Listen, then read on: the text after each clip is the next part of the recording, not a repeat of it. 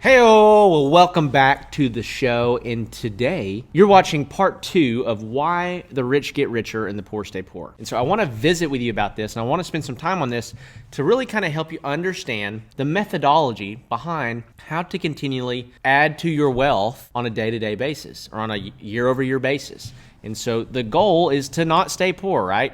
Not to struggle all your life, not to be 85 years old at the grocery store bagging groceries because you did not take steps, you didn't understand how to accumulate wealth in an honorable way when you're a young man or a young woman, right? So in our first video, we talked about the concept of the gap, right? Increasing the gap between what we earn and what we live on. And here's the deal, guys. You can be poor your whole life making $150,000 a year if you live off of $150,000 a year.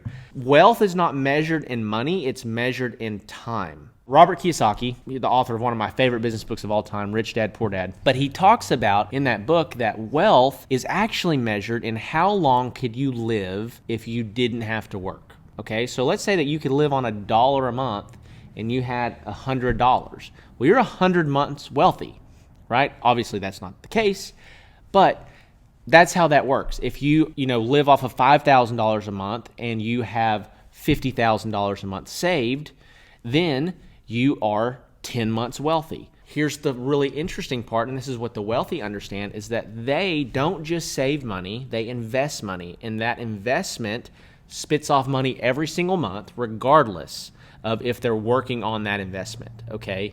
So what does this allow the wealthy to do? It allows them to be infinitely wealthy. So I know that if I, let's say, live off of $10,000 per month and my investments spit off $10,000 per month, I am now out of the rat race officially. I now live off of exactly what my passive income earns me every single month. And what that allows you to do is not stress the frick out anymore. Not have to worry about how much money you're going to make, not have to worry about which job you're going to have. And so we want to move toward widening this gap. So all we do is we accumulate money, we widen the gap, we accumulate that money, and then we invest that into something long-term that's going to spin off cash for you every month. And we continue to repeat this process. We try to live off as little as we can and try to increase our earned income, okay?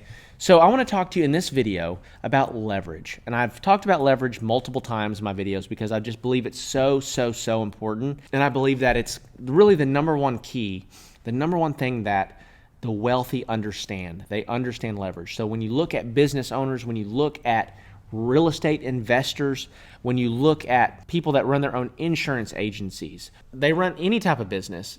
Businesses only work because of the idea of leverage. And so if for every single person that you hired inside of a business, if they only create, let's say you pay an employee $50,000 per year, and they only created $50,000 worth of value for the business, they wouldn't be worth having that employee, right?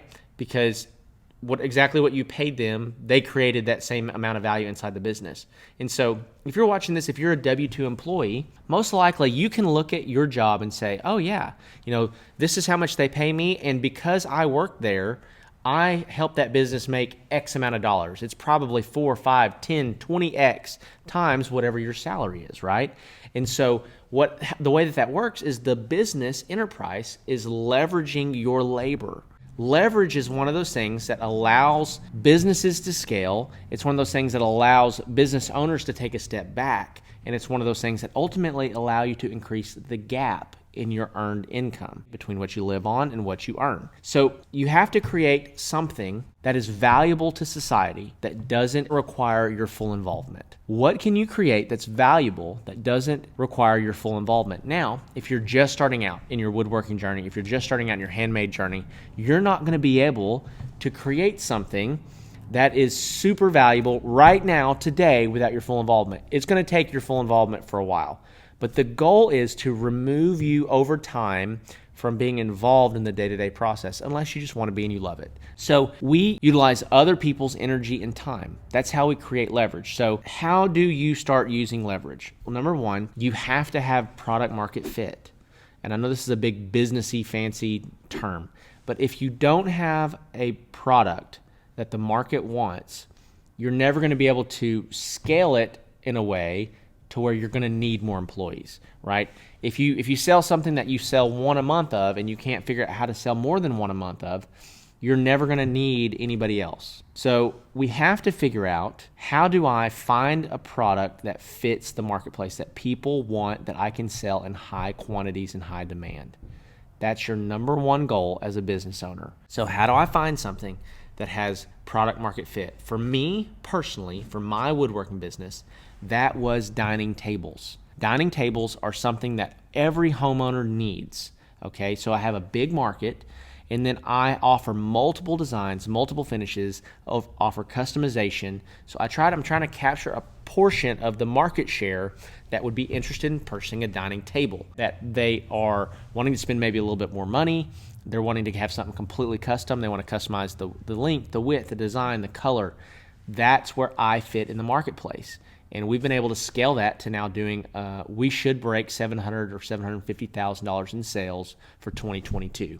So that's how you do that. That's how you find product market fit. Now, you have to determine what is your thing. What is your thing that you're going to do that allows you to find product market fit? Then we start growing until it starts hurting. So number one, we found product market fit. Number two, we figure out how to grow to the point that I can't handle it all anymore. Here's a saying that I want you to always remember: hire when it starts hurting.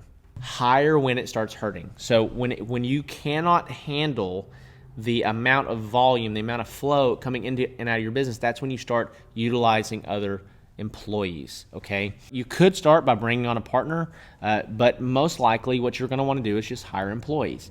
And by hiring employees, this is where you start introducing leverage into your life. There's so many things in my life that I leverage, okay? I leverage paid advertising. So in my businesses, I use paid advertising online. Used to, 40 years ago, I had to walk around and give out business cards, or I had to go to trade shows, or I had to be face-to-face with people. Well, now I just pay Facebook, or I pay Instagram or TikTok or YouTube or whatever, and now those channels distribute what I'm trying to advertise, and I don't have to be there for it. I can sit on the couch. That's one way that I create leverage. I have employees that do the actual work inside of my business. That's another way that I create leverage. By posting these YouTube videos, I'm creating leverage because this is an evergreen platform, meaning that these videos will be here for a really, really, really long time, right? So this video might have 10 views in a week, but it might have 100,000 views in 3 years, 5 years, right? So playing the leverage game is what allows the rich to continue to get richer. So the greatest business book, in my opinion, the GOAT of business books, in my opinion, is this book called The E-Myth Revisited by Michael Gerber. And the reason that I think that this is the GOAT of business books is because it teaches you how to create leverage. It teaches you how to hire for your business.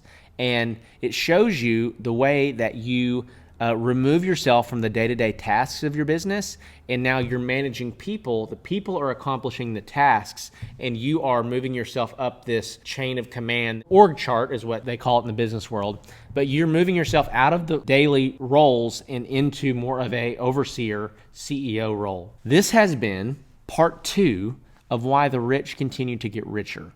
Okay, so I'm going to wrap this video up with one more idea. So what we're trying to do ultimately is we're trying to increase the gap on a day-to-day basis in our life. We're trying to live off less. We're trying to make more.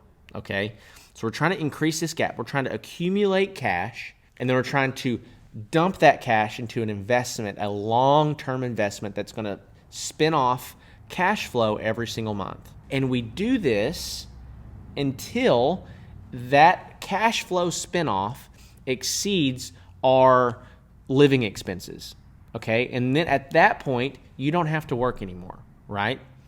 So that is the goal. That is the plan. That's how the rich get richer.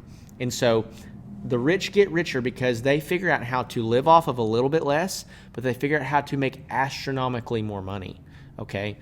If, let's say, for example, right now you're watching this, you're making $5,000 a month in your day job. What if you could figure out how to make $10,000 or $15,000 a month and continue to live off of that $5,000 that you need? Well, at the end of a year, you have $120,000. You can buy like a $650,000 property with that $120,000. So again, big picture here, we widen the gap, we create leverage, we stack cash but we don't hold on to cash. Cash is not worth anything if you just hold on to it. We invest that cash into a vehicle that's going to spit off cash flow for you every single month. So that is part 2, my friend, of why the rich get richer and the poor stay poor. So if this video has been helpful, make sure you subscribe. And if you're ready for video number 3, then it should be right up here. I will see, or up here, I'm not sure. One of these places you'll see video number 3. I'll see you there.